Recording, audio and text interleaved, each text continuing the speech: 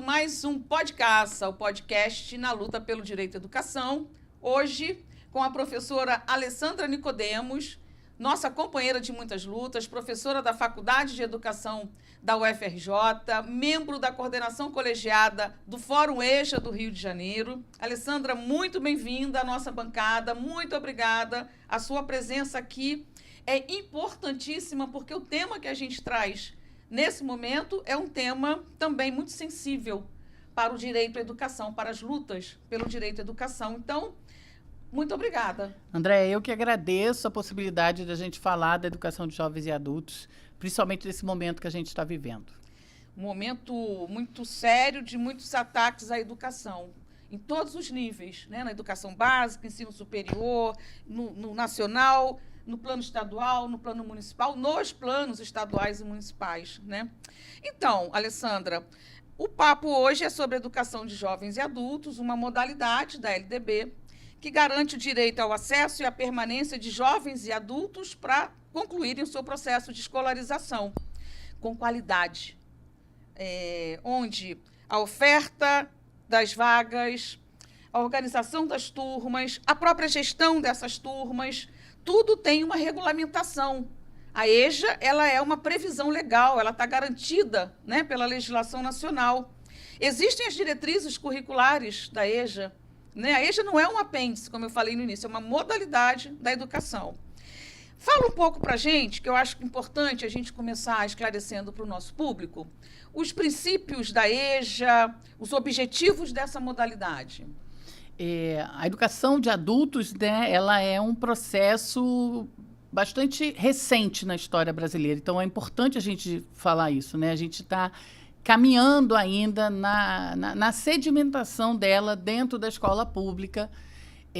Então, isso, para a gente, o que a gente tem enxergado nesse momento, que no meio dessa caminhada, quando a gente precisaria fortalecer aquilo que a gente já garantiu, como você falou, legalmente, na dotação de recursos, a gente tem esse desmonte, esse recuo. Então, desde 2010, a gente tem vivido um movimento muito grave pelas redes públicas, municipais, estaduais, de esvaziamento, de fechamento de turma, de fechamento de escolas, né? Então, é como se a gente tivesse muitos desafios a serem colocados e quando a gente ainda está caminhando muito lentamente, a gente começa a andar para trás.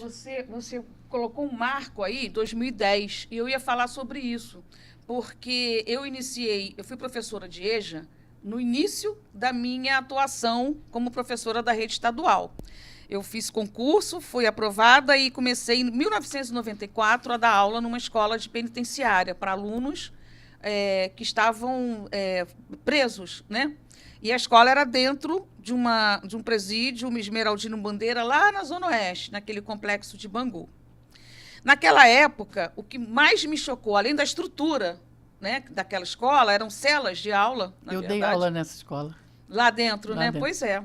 Você lembra, né? E a gente, os alunos, em 1994, todos adultos, eles estudavam com cartilhas, com livros que eram endereçados aos alunos do CIEP de alfabetização, crianças pequenas. E aquilo me assustou profundamente. Como um adulto pode ser tratado no mesmo nível, da mesma forma, como uma criança de 6 anos que está se alfabetizando. E isso tem uma garantia legal para que isso não ocorra. Ser uma modalidade quer dizer que existe um modo específico de aprendizagem, existe um modo específico de se fazer escola. Então, a EJA, ela é reconhecida legalmente nesse modo. Então, para isso, a gente precisa ter formação de professores, material didático, estrutura na escola, por exemplo, um espaço de acolhida para os filhos das mães e dos pais quando eles estão estudando. Então, reconhecer a EJA como direito é reconhecer que aquele sujeito, né, ao se escolarizar, tem questões específicas. E a questão que você fala do material didático, ela é muito séria, né? Hoje já tem alguma coisa? Sim, assim, sim. né? Hoje a gente já avançou, a gente já tem, né, até esse ano, Programa Nacional do Livro Didático para a EJA, na etapa do ensino fundamental, na etapa do ensino médio. Quer dizer, você reconhecer, do ensino médio ainda não, já teve, agora não vai ter esse ano vai ter do ensino fundamental. Então, são livros didáticos voltados, né, voltados de forma específica para a modalidade. sociedade. E acho, André, uma coisa importante da gente falar, porque, às vezes, a sensação, e eu vejo isso nos discursos políticos e, às vezes, até no campo da educação, a gente considera a EJA uma coisa menor. Um apêndice. A EJA, com o tempo, vai ser superada. E tem 2 pontos que eu acho que é importante a gente falar, né? Primeiro, os números da EJA. Nós estamos falando de 65 milhões de brasileiros e brasileiras que não concluíram a educação básica. Eu costumo dizer que esse é o maior desafio da educação brasileira hoje. Mais do que a expansão do ensino fundamental, mas de tantas outras coisas, né? Uma escola na luta antirracista, todas essas coisas, a gente pensar, né, como, enquanto país, nós vamos dar conta de uma dívida dessa. São 65 milhões.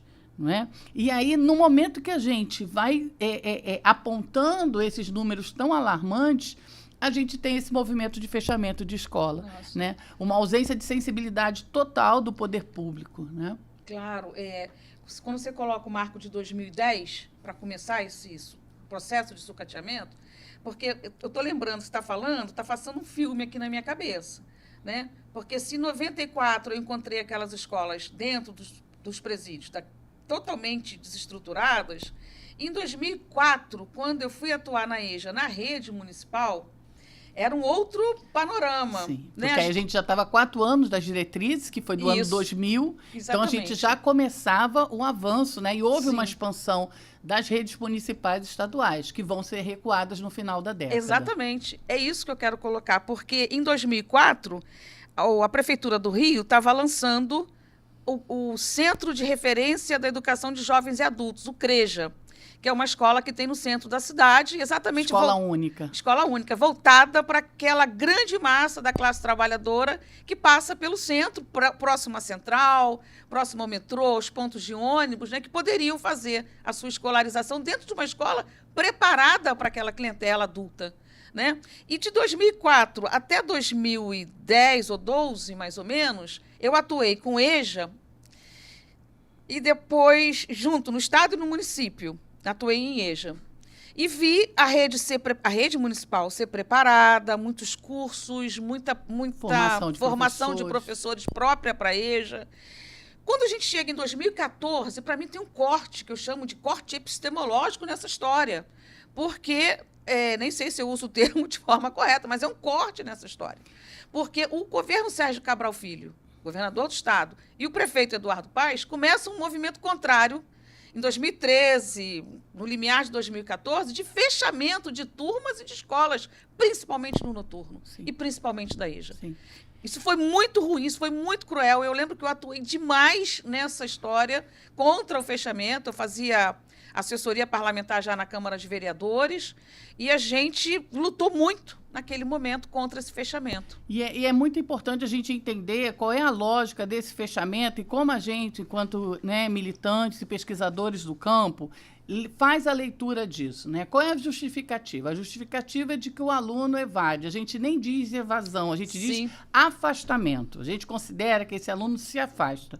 Porque um aluno da educação de jovens e adultos, ele está completamente estruturado, né? A sua vida, ela não é estruturada a partir da escola, porque tem outras demandas, principalmente a própria sobrevivência. Claro. Então, a gente precisa entender que diferente da escolarização de crianças, esse adulto passa por muitos percalços, né, por muitas questões que podem levar ele a se afastar da escola. Isso é uma dinâmica típica da educação de jovens e adultos, e a gente tem que entender isso como uma especificidade. Se eu fecho a escola, esse aluno não volta. Se eu entendo que quantitativamente, né, que aí dentro dessas lógicas de otimização, eu estou fechando a escola porque o aluno se afastou, isso quer dizer que ele não voltará, porque essa escola não estará mais perto dele. Se a gente pensa uma cidade, um estado como o Rio de Janeiro, onde os territórios têm muitas questões de violência, de poderes, né? Então, você fecha uma escola próxima à moradia do aluno, talvez na outra escola que vai ter vaga, quando ele for voltar, num próximo ano, ele não pode estudar naquela escola. Então, até essa perspectiva de construir polos é muito complexa se a gente pensa essa circulação pela cidade. E aí, se eu estou considerando que é uma modalidade e ela tem uma especificidade, não é uma turma de 40 alunos. Não pode ser. Não pode ser uma turma de 40 alunos. Não posso achar que uma turma que tem 15 alunos se alfabetizando é uma turma que eu preciso fechar ou juntar com uma outra e colocar 30 adultos com toda a complexidade, que, por exemplo, é o que está acontecendo em Duque de Caxias, onde nós estamos fechando as turmas em Barro Branco, de alfabetização de adulto, a etapa 1. Olha que coisa perversa, fechar a etapa 1. Se você fecha a etapa 1, ano que vem não tem etapa 2, depois não tem. Então, na verdade, você está construindo um desmonte, né? Então, a lógica, né, de quantidade de alunos precisa ser pensada, e não é pela nossa opinião, pensada pela legislação, porque ela aponta isso, né? Eu fico pensando nisso aí que você está falando, nós somos paulo-freireanas, né? E eu me orgulho muito disso.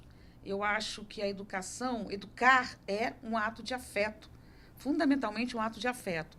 Se nas crianças da educação básica, né, da educação infantil, do ensino fundamental 1, ensino fundamental 2.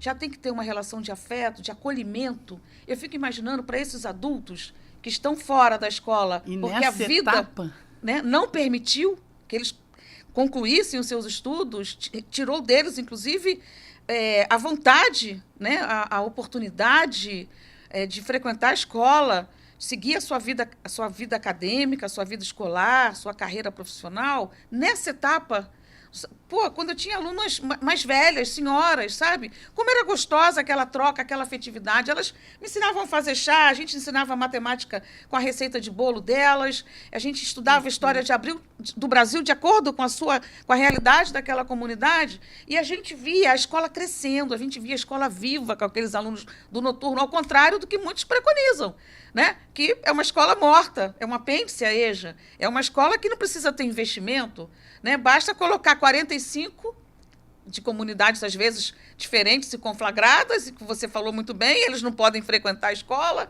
aquela escola, naquele local, né? Eu acho que é realmente uma ação criminosa o fechamento de turmas, principalmente da EJA. E na pandemia, né, Alessandra, a gente viu que a EJA, na pandemia, foi um dos segmentos mais prejudicados. Completamente, né? Porque aí tem uma questão que é importante, o professor Miguel Arroio, que é um teórico importante do campo, né? A gente está falando de que sujeitos?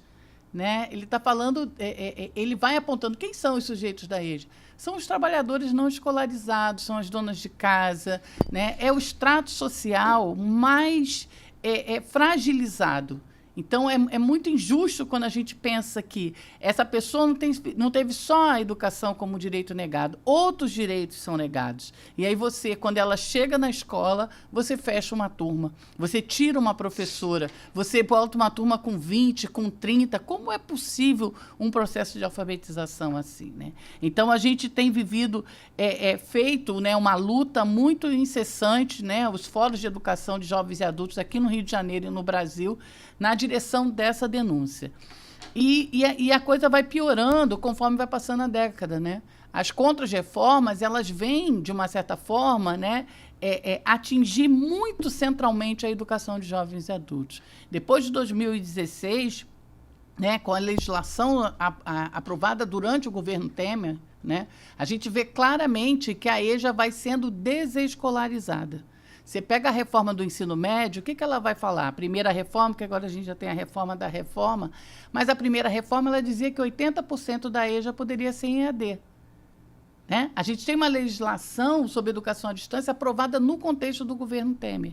Então, essa ideia da gente desescolarizar os sujeitos. Então, são dois movimentos. O movimento local das prefeituras e das redes estaduais fechando as escolas, e esse movimento do governo federal incentivando o processo de desescolarização.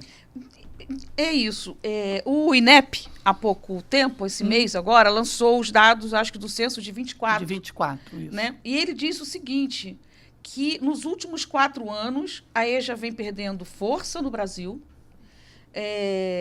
e nos últimos 4 anos, mais de 600 mil alunos deixaram a sala de aula de educação de jovens e adultos.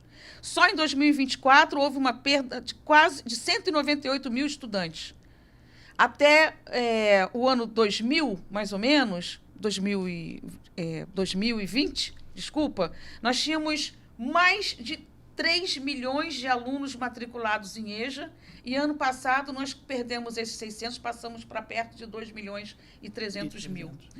E aí, Alessandra, a gente tem que entrar também nesse debate, porque o MEC ele acabou de homologar, né, uma recomendação do Conselho Nacional de Educação, que estabelece diretrizes operacionais para a EJA, para a educação de jovens e adultos.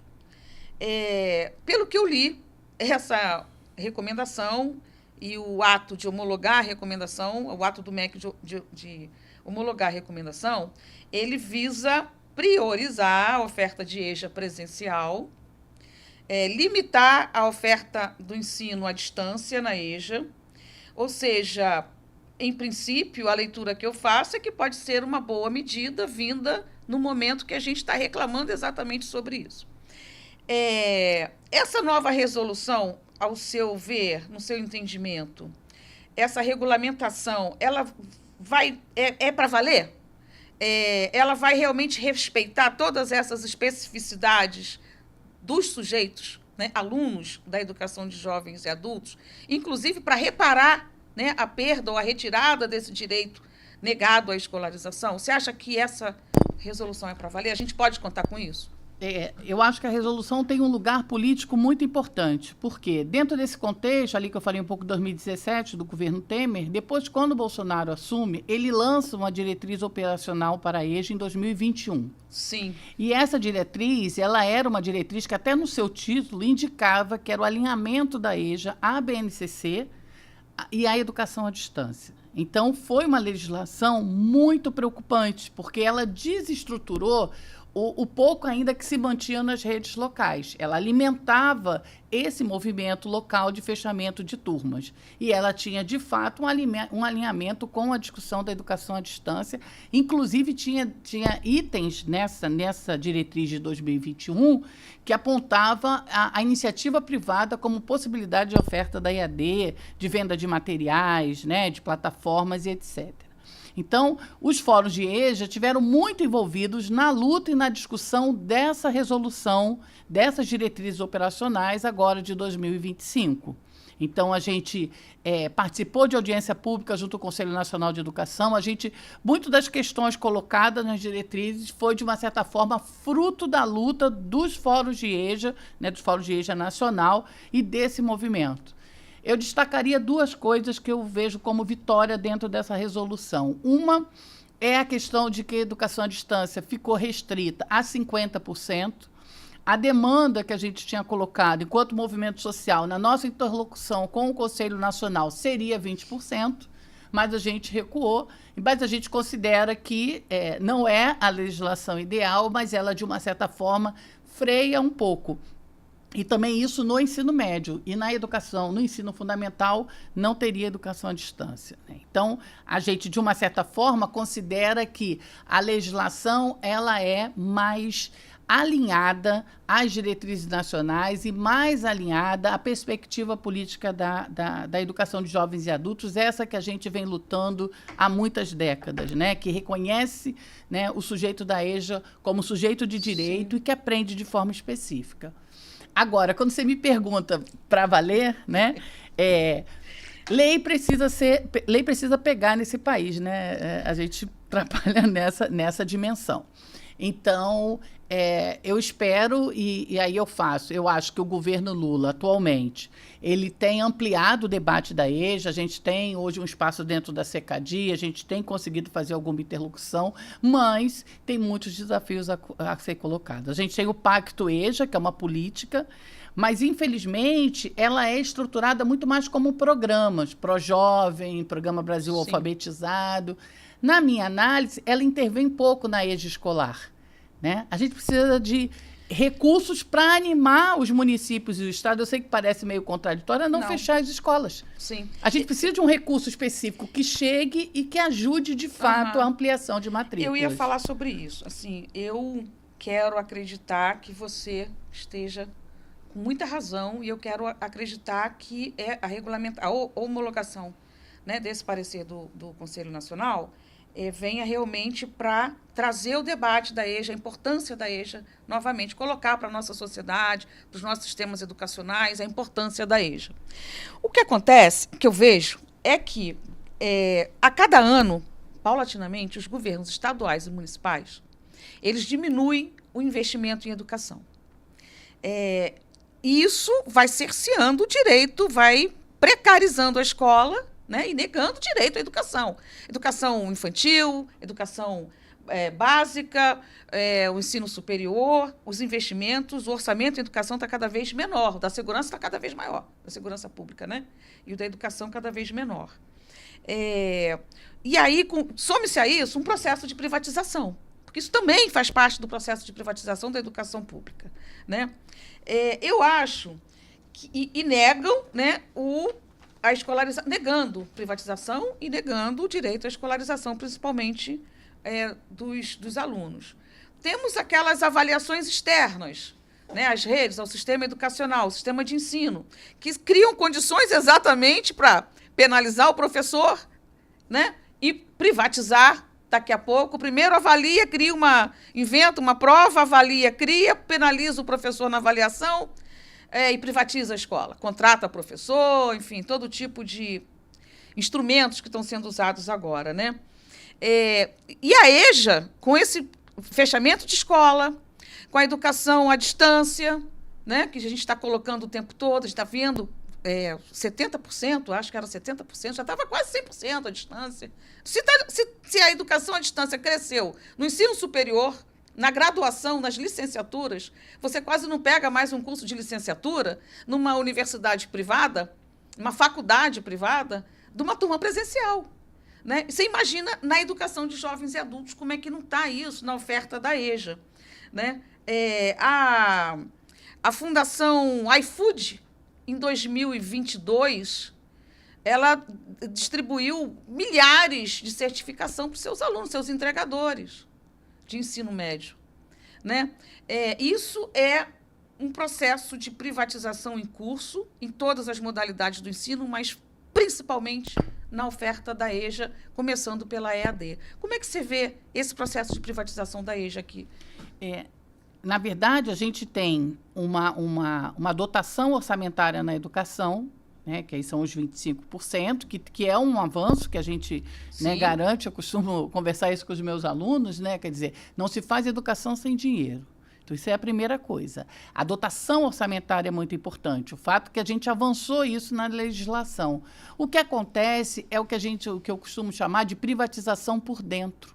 Você sangra o fundo público com a compra de contratos, né, com formação de professores, né? Por exemplo, hoje a rede estadual está gastando milhões com materiais didáticos completamente duvidosos. A gente tem um Programa Nacional de Livro Didático. Os livros didáticos chegam das escolas estaduais que vêm de recurso federal. Para que a gente compra esse material? Então, a compra desse material, na verdade, vai funcionando como um espaço... Muitas vezes sem qualidade. Sem qualidade, sem critério de seleção, né? Materiais que, às vezes, são incompatíveis com aquela etapa Muitas vezes com erros históricos com graves. Erros, né? Material muito precário. Então, essa privatização, ela vem acontecendo já há muito tempo. A década de 2010, quando a gente usa isso um pouco como marco, é porque a gente vai tendo esses contratos. A Prefeitura do Rio tem um contrato com a Fundação Getúlio Vargas para a elaboração de um material para a EJA sobre empreendedorismo. Eu tive acesso a esse material. Você escuta os vídeos e pensa, né, o descompasso daquele discurso empresarial, né? Eles vão falar de estoque, da temperatura onde você guarda o estoque do produto que você vai vender. Para criança de 14 anos? Não, para um adulto. Para EJA? Para EJA. Né? Para um adulto que talvez venda um bolo, que faça, né? Então, é perverso isso. Quanto custou esse material para a prefeitura?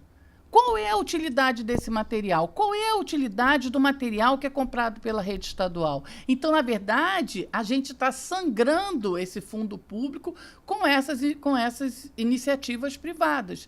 Por exemplo, quem vai fazer a prova agora que vai ter do Estado. Então, você paga essas iniciativas, você vai cada vez mais ampliando isso, né? E isso fere aquilo que está legalmente, dinheiro público para a escola pública. A gente está, aos poucos, perdendo esse princípio, não com a revogação dessa ideia, dessa premissa, mas através da manutenção da premissa da escola pública, né? E isso é muito perverso, porque eles privatizam esses aspectos de material didático, de gestão, de plataforma. O trabalho é feito pelos professores.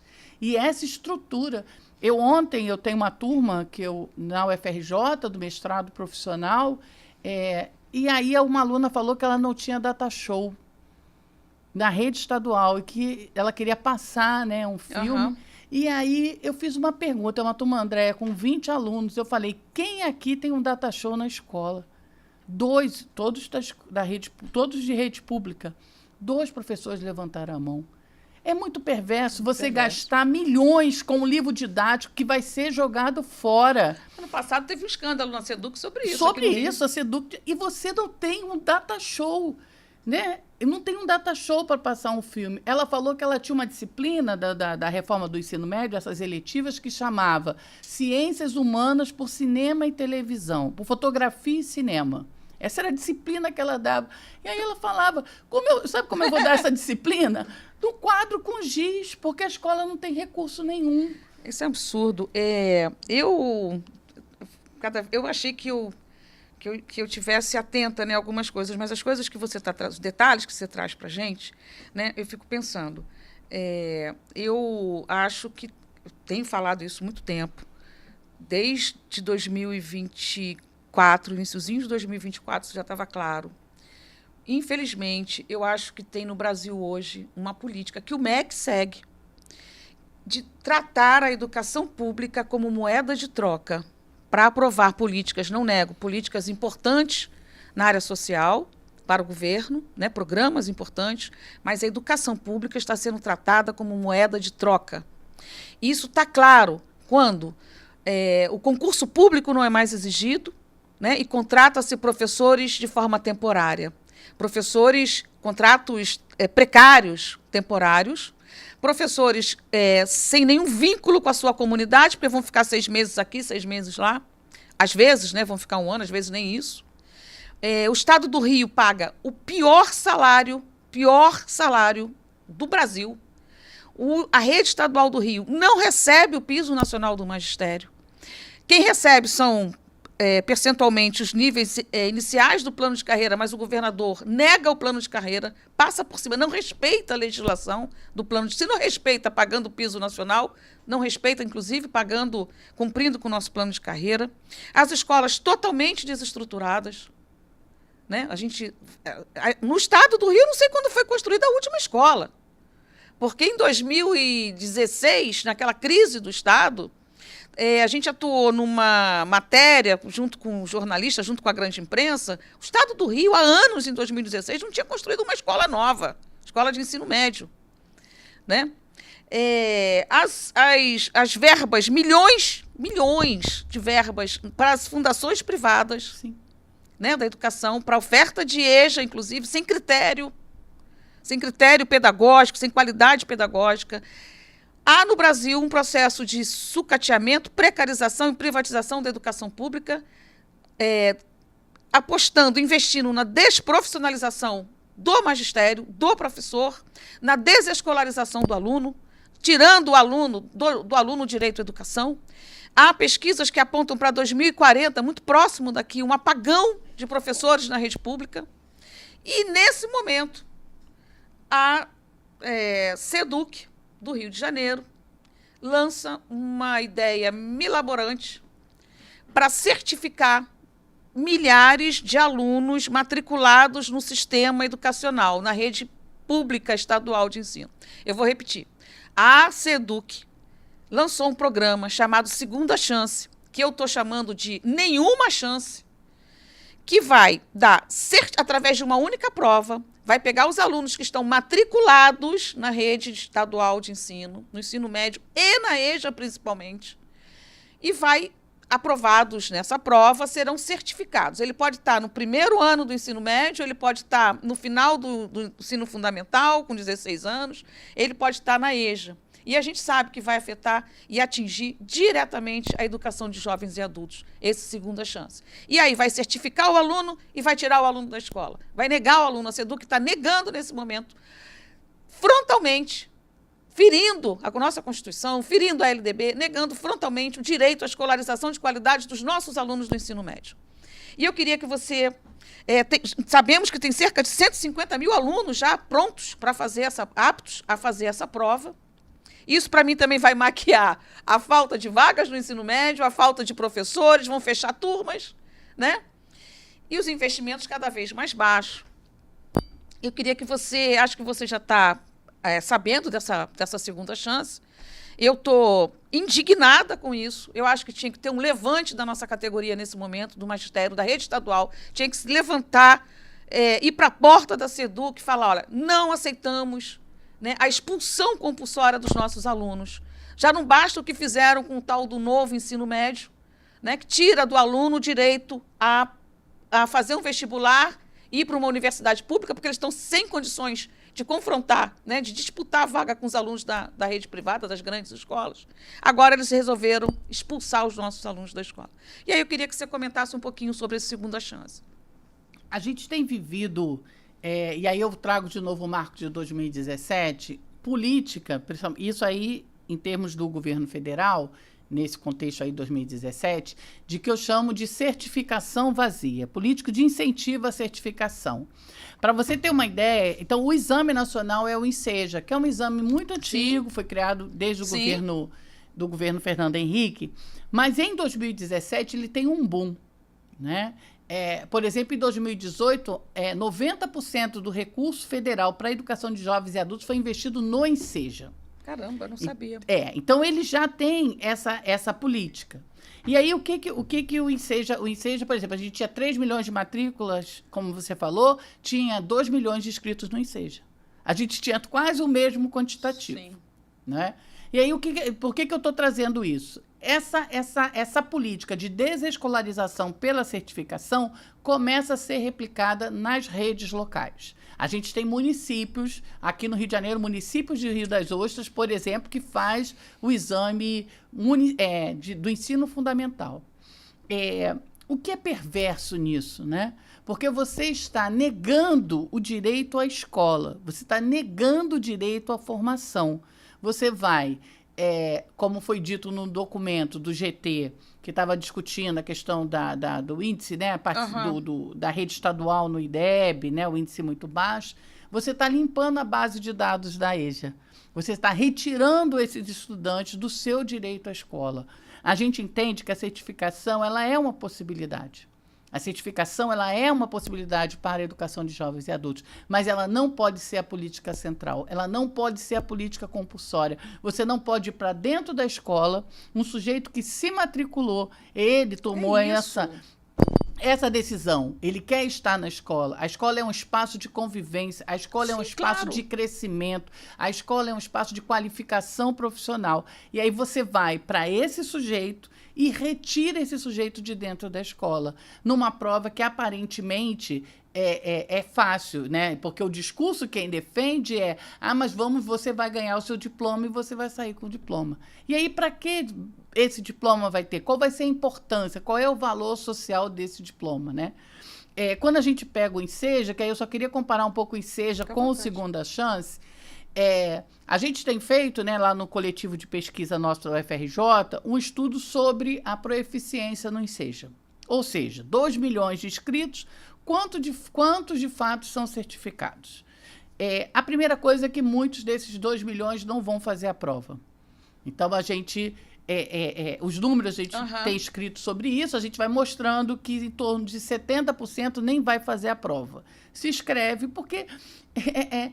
como é que... Pode ser que naquele dia ele não tenha um lápis, pode ser que naquele dia ele tenha que trabalhar, pode ser que naquele dia ele não tenha o dinheiro da passagem, mostrando de que, que isso é muito distante da realidade, né, da vida real desses sujeitos.